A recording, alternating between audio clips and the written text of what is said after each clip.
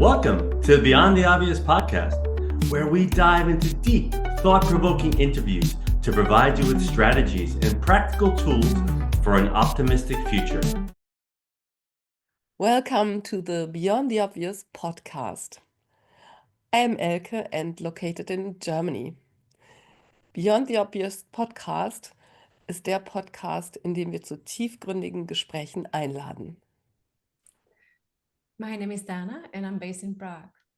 Vítajte v Beyond the Obvious podcast, kde sdieľame hlboké rozhovory. And my name is Julie and I'm based in the United States. Welcome to the Beyond the Obvious podcast, where we share deep conversations. So now the final welcome to the Beyond the Obvious podcast.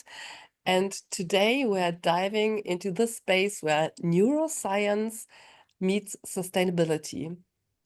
With us is Maria Hoffacker, PhD, Dr. Maria Hoffacker in German, a pioneering neuroscientist and advocate for planetary regeneration. She's an incredible, interesting person. She's a biologist, theologian, educator, and a neuroscience expert. Her broad interdisciplinary knowledge flows into new, innovative approaches and transformation concepts. As a marine ecologist with a doctorate and a pioneer in sustainability management, she has over 20 years of experience in sustainable management, media, and communications. Her current focus is on training leaders to facilitate new, healthy, and innovative changes. Her mentoring program, Be a Future Leader, facilitates rapid and successful processes based on modern brain research. Maria is also an author and a podcaster. The podcast is called Magic Brain Kicks. Maria, to be honest, is also called Lady Brain. Her book is called Sustainability Starts in the Brain. Actually, it's only in Germany available. And Maria is an amazing friend and person, and I'm really happy to have you here. Thank you for this wonderful welcome. Maria, before we get into science and strategy, what's one belief about the future you think humanity urgently needs to let go of? Yes, in my opinion, one of the most limiting beliefs we urgently need to release is the idea of the future is something external. I think often we think future has happened to us, like the weather.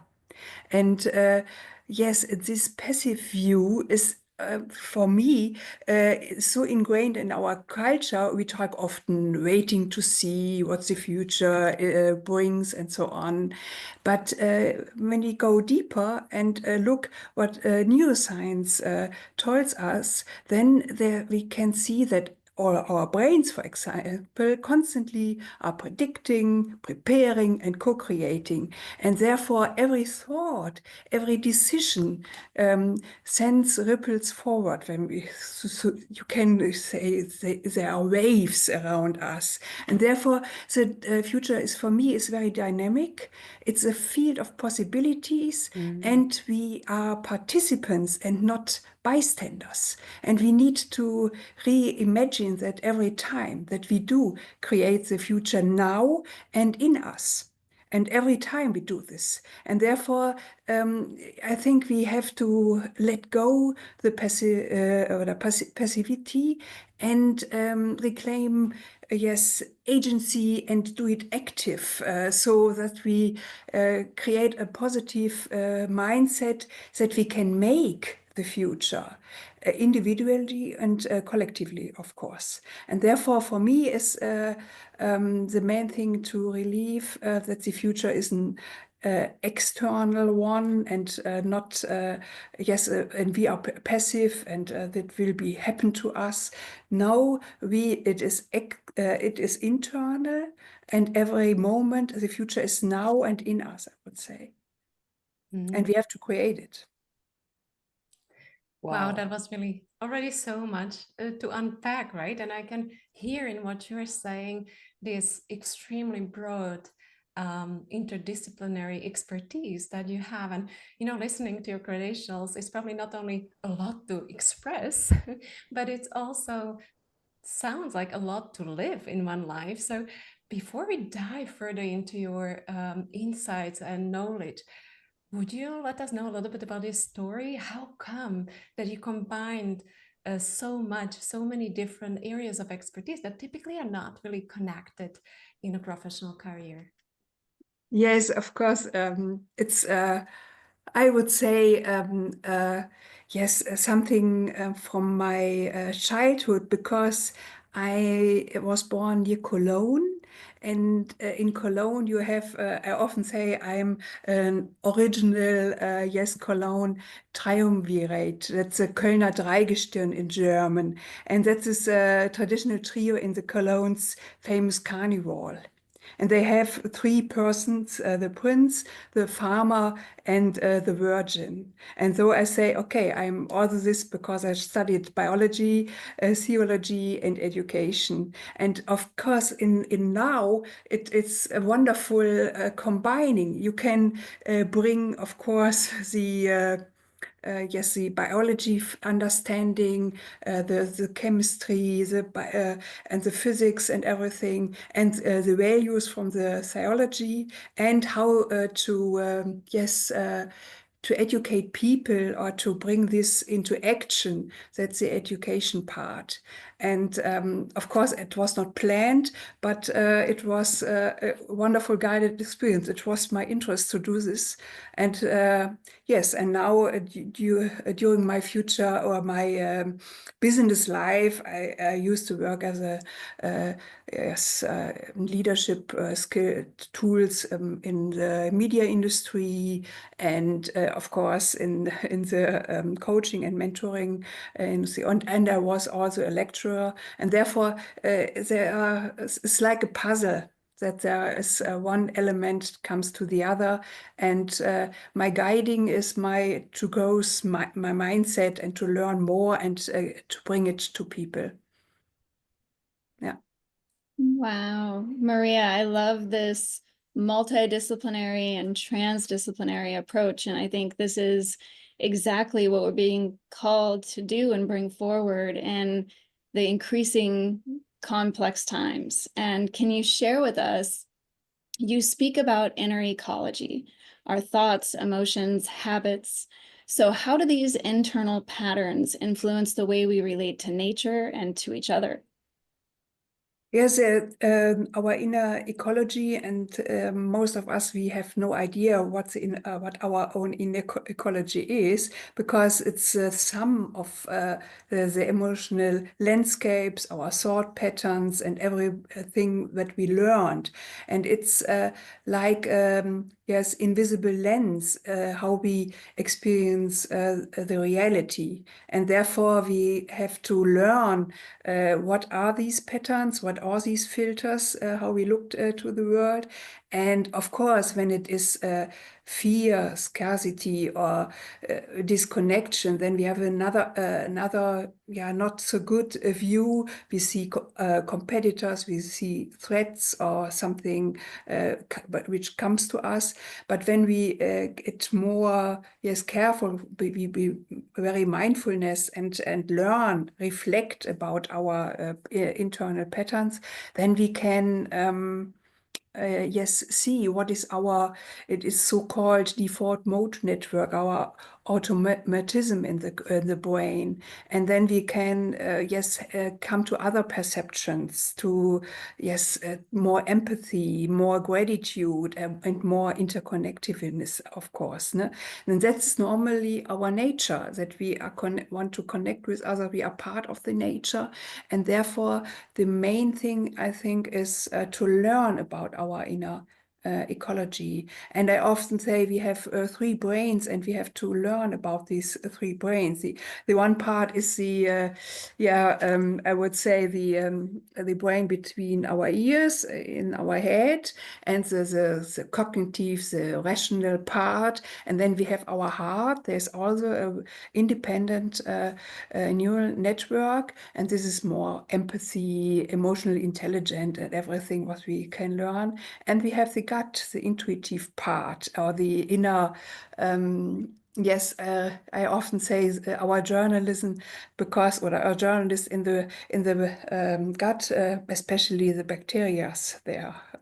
We have there, and therefore this to have the knowledge about this, and how these special parts are working, how we can train them, and that's a specific one to learn about ourselves as a human being, and to be a better, of course, it's a basic, the fundament to be a better human being. And that's, of course, especially when it comes to AI, our next task, to be what is human, and what is AI, and what makes us very human.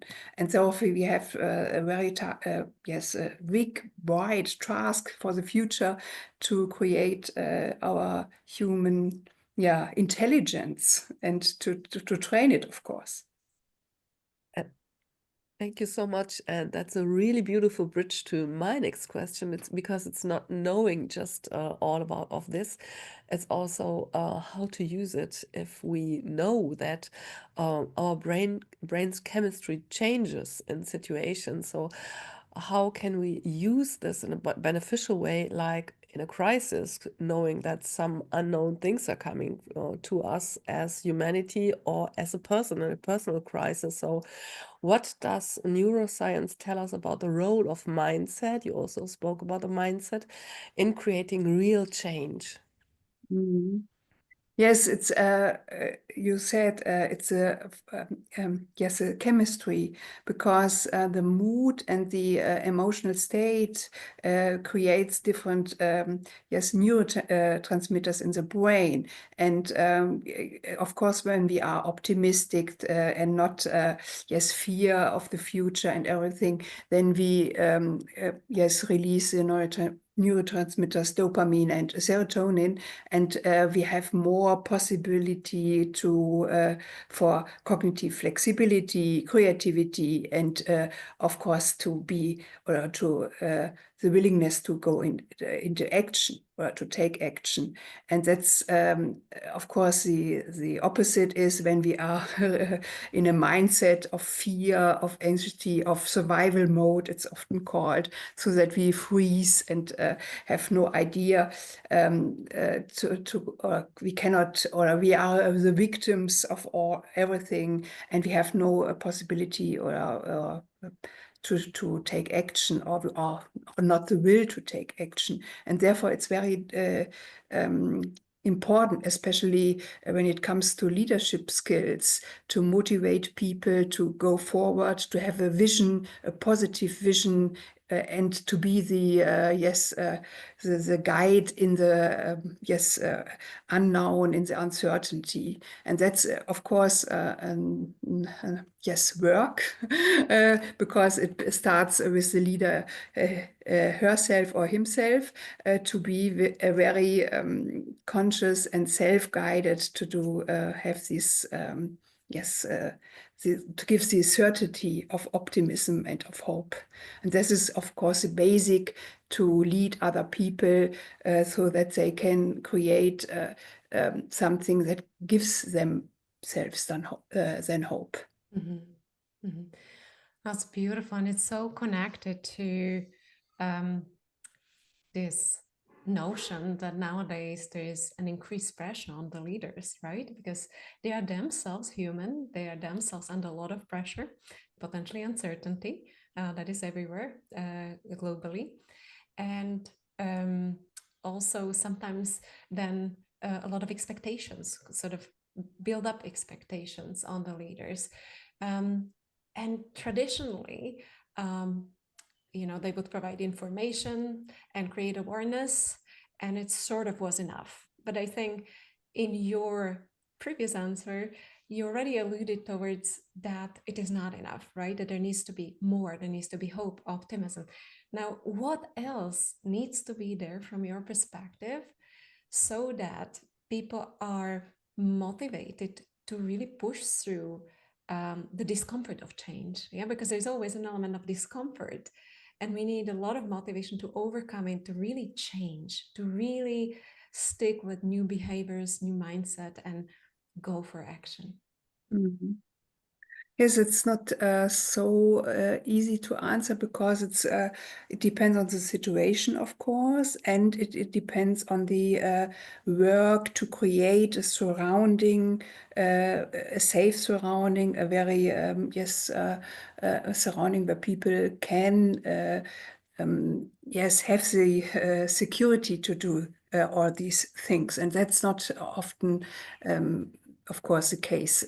Normally, we have, especially when it comes to companies or in other surroundings, we have a very, particularly system and a very fearful, often this old leadership, and therefore that is very, important to create a new atmosphere. And there's several studies, also from Google, the Aristoteles study, for example, that is to build safeness, to build a team culture. This culture thing is very, very important to use or to be able to use the tools. That's normally the case when it comes to neuroscience. We know a lot, but this whole emotional states and therefore the surrounding, this whole culture surrounding is very, very important. And there we can have, this is the main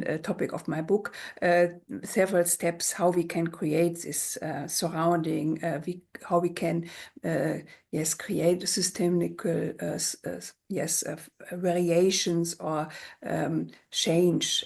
It's not so easy, of course, because our brain is fixed on these first steps and see, okay, there is nothing to fear because it's long wide ago, or not that we don't realize directly that this is urgent when it comes to climate change, for example. Then we say, okay, it's a long way and we have no fear, no feeling for this. And therefore the art is to just to make it very urgent and to have several surrounding tools to make it very urgent, not fearful but urgent. And that is a very when it comes to the Eisenhower quadrants, for example, then it is a second quadrant where it is not directly directly urgent, but it is very, very important to do this. Yeah.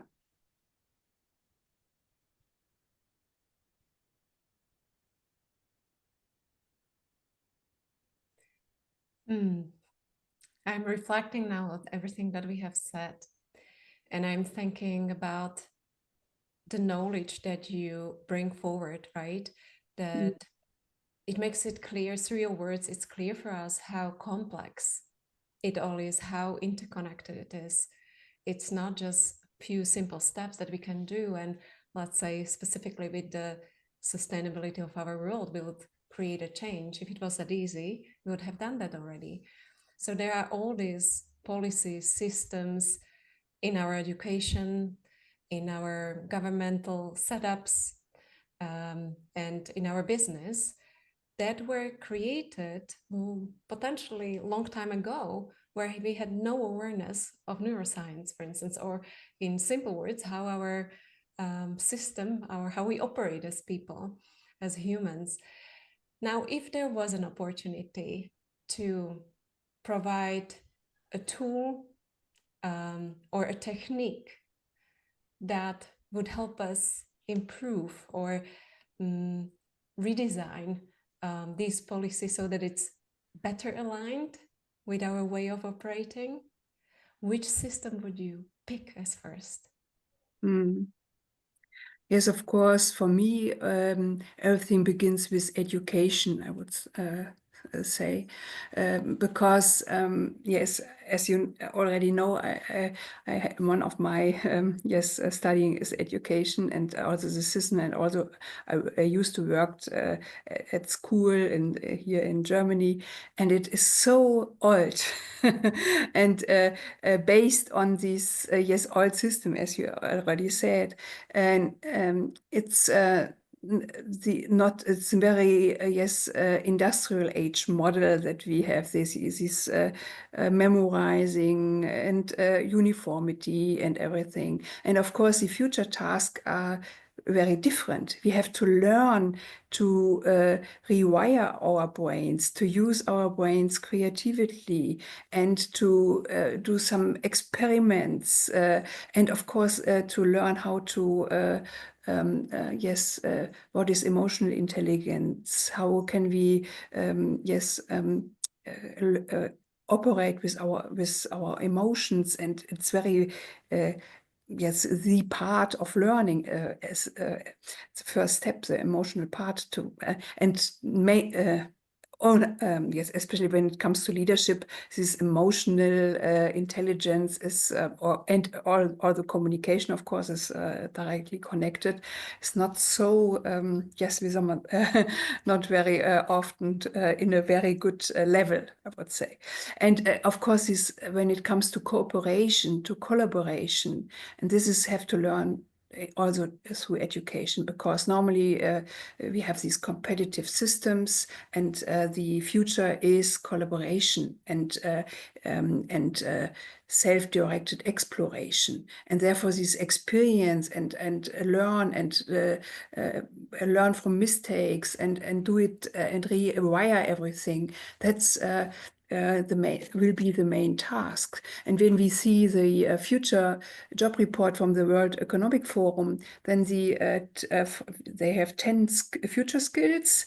2 are technical, and the other one are very human, like resilience, like cooperation, like communication, like empathy, these so-called soft skills.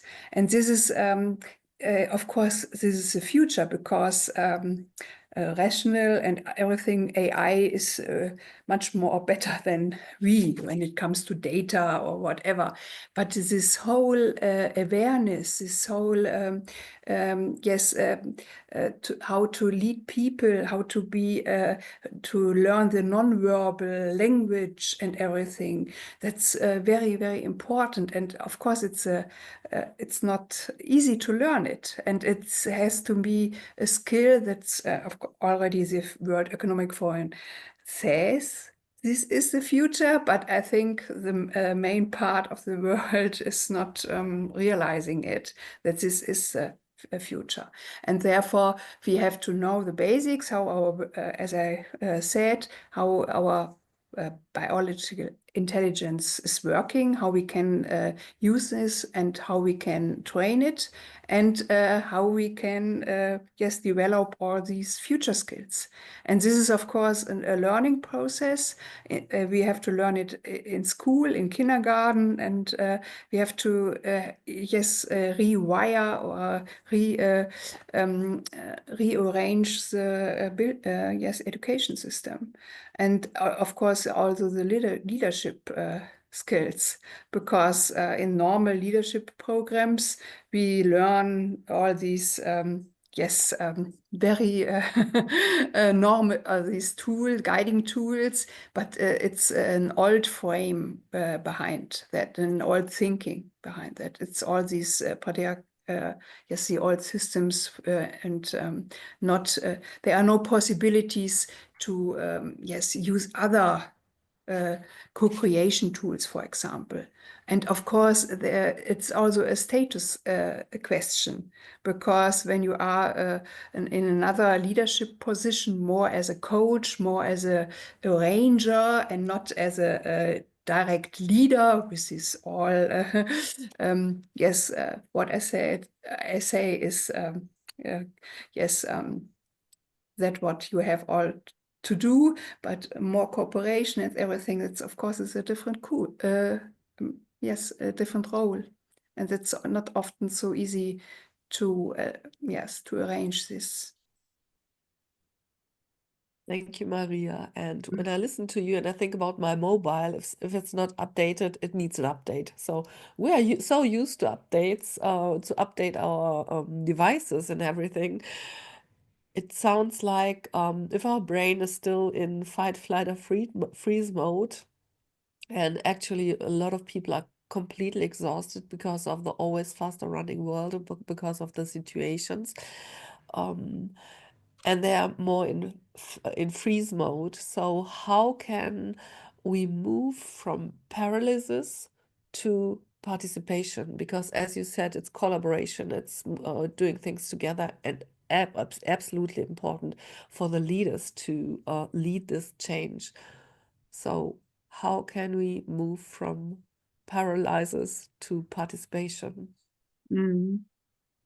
Yes, I would say to the first step is to ask ourselves different questions, because normally we are yes in these systems and ask the same questions every day, and now when we have these open questions, then it's possible to rewire and to be in more other or in a different way of thinking mode. And what can we do, what is possible, and more analyze the situation.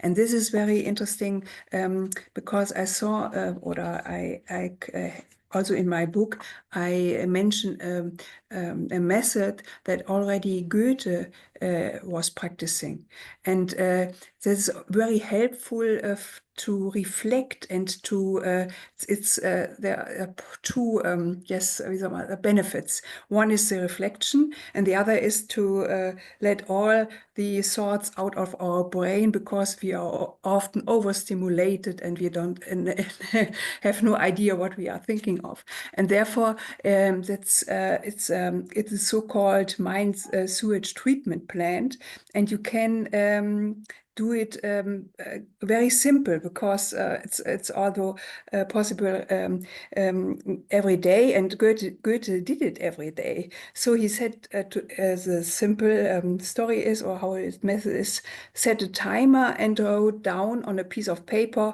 all the thoughts, ideas, or words that are currently floating around in your brain, and empty your brain onto the paper, so to speak. And don't stop writing. Don't put the pen down. 5 minutes normally is enough to start, but of course, as I said, not stopping. All what it in your brain comes to the paper. And of course, after training, you can extend the time to 15 minutes. You can then put the paper or notebook away, and you don't need to read it, what you are writing. And in the extended or in the next way, as Goethe did, he checked later, after 1 week, 2 weeks, and see what he was writing. And then you can see, okay, what is repeating, is the repeating part, and you can see what's your brain autopilot working about, or what is set in this autopilot, and of course, which thoughts are bothering you, and so on. So it's a good reflection tool. And in the extension version, as Goethe also did, he put several sections out, marked notes and comments, and learned from his own thoughts, of course. And then he sent parts of them as letters to friends. So, and asked them for feedback. And this is the written discourse to create something like these empty thoughts in one hand, and the other, say, to have a reflection about special thoughts. And so I think it's a wonderful tool, and I use it often, especially when I'm so overwhelmed and have to be, yes, have to empty my brain, because then you are so calm. And it's very good, of course, when you have friends to give feedback, because you learn a lot, and this is a possibility to rewire, as you asked for, and to change, your own filters you have normally in your brain. And this is, for me, it's a very good method. And of course, Goethe proven. I love that, Maria. And that also, I think it speaks to the interconnectedness, right? When you're reaching out and you're sharing with friends and you're opening those conversations that so often are not opened. And I think part of the old systems that you were talking about that we get stuck in, they're very disconnected systems. There's systems when we look at the past, everything was focused on the external. And as you've been talking, you've mentioned so much is happening internally. And so it just gets my mind curious about all of the organizations, from education to government to business.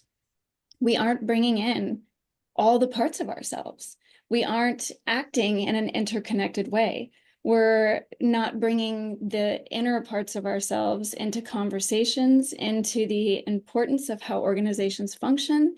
And I've also noticed that we all have our own spiritual practices, whether that's just being in nature, whether that's meditating, however deep that may go.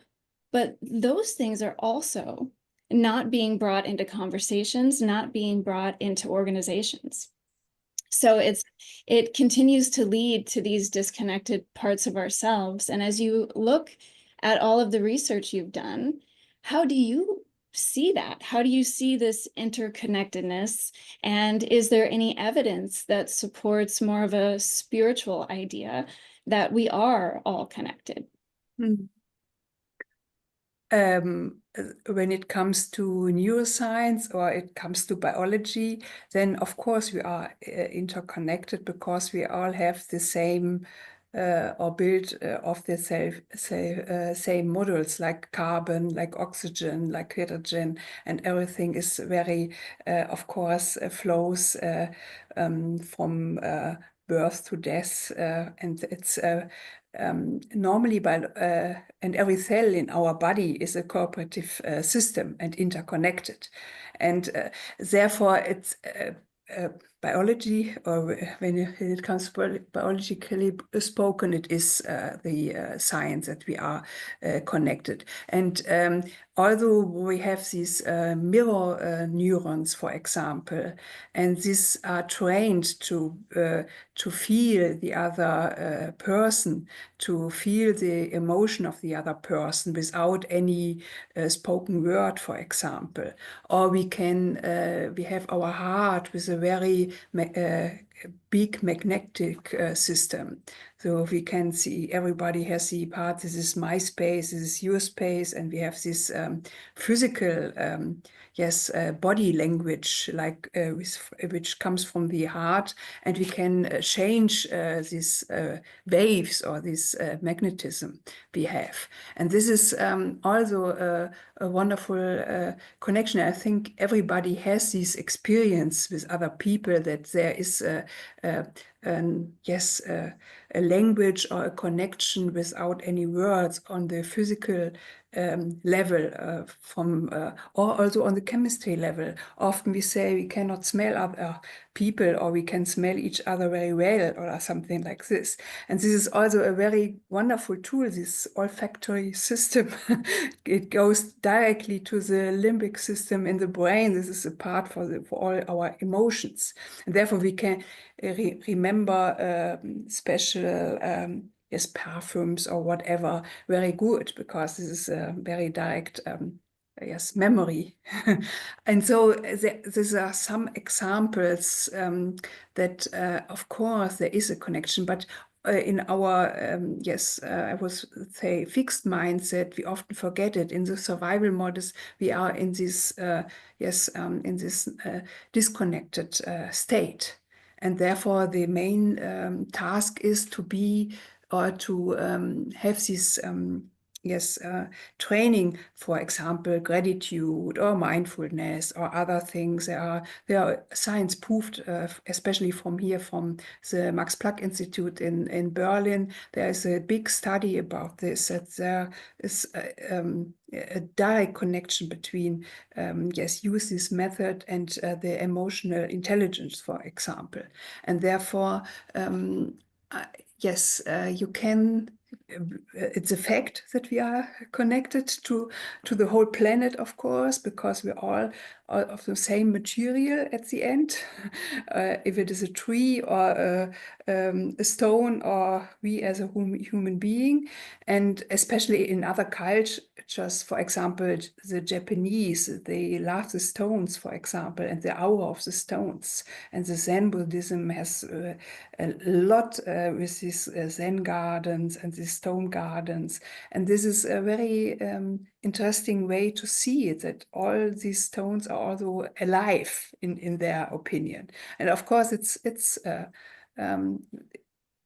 they have, of course, although an aura or something like this. And therefore, I think it's our task for the future to be more in this feeling. And therefore, then you have more possibility or a very broader action range, I would say, when you are in this feeling. Wow, that's incredible. And it just reminds me of the fact that everything is made up of energy, and Yes. everything that has energy has consciousness. So Mm. even something as simple as you were speaking about the stones, if they have energy, they have consciousness. So they hold their own wisdom and memory, and it makes sense why nature can be so grounding. Because Yeah. I think there's something in experiencing that deeper level of consciousness that reminds us of what we really are at the core of our being. And I love that you brought up the gratitude practice and some of these practices, because when we look at adult development, and if you look at some of the developmental theories, and you even look at integral business and things like that, science is showing that just by having some of these simple mindfulness practices, that we can increase our consciousness, or we can increase even our levels of adult development. So consciousness seems to be a very key piece that is often not talked about. And when we think about consciousness and change, we think about the increasing complexity and crisis in our environment and the world. Could evolving our own inner world, or our consciousness, or even this interconnectedness that we've been talking about, could that be a big piece or a step to shaping more of a sustainable future? Yes, of course. And there is an initiative, it comes from Sweden. It is called Inner Development Goals. The 5 goals, which prepare us and to change or to do the Sustainability Development Goals of the UN. And therefore, these IDGs, it's called, are very important. And of course, they are goals which it's about interconnection, especially as we talked about, interconnection, self-consciousness, this whole, communication tools and so on. And they have these 5 goals, and then, of course, steps for every goal.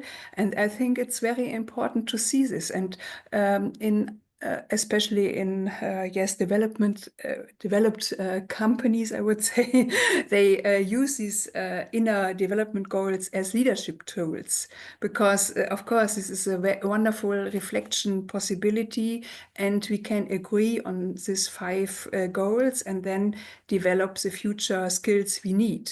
And this is, for me, a wonderful possibility, as you said, to create this consciousness and to create more human internal intelligence, and to do it cooperative. And therefore, it's an international,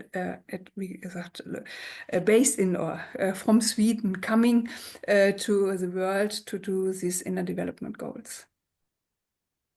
Amazing. And Mm. Maria, you already brought a lot of practical ideas and aspects.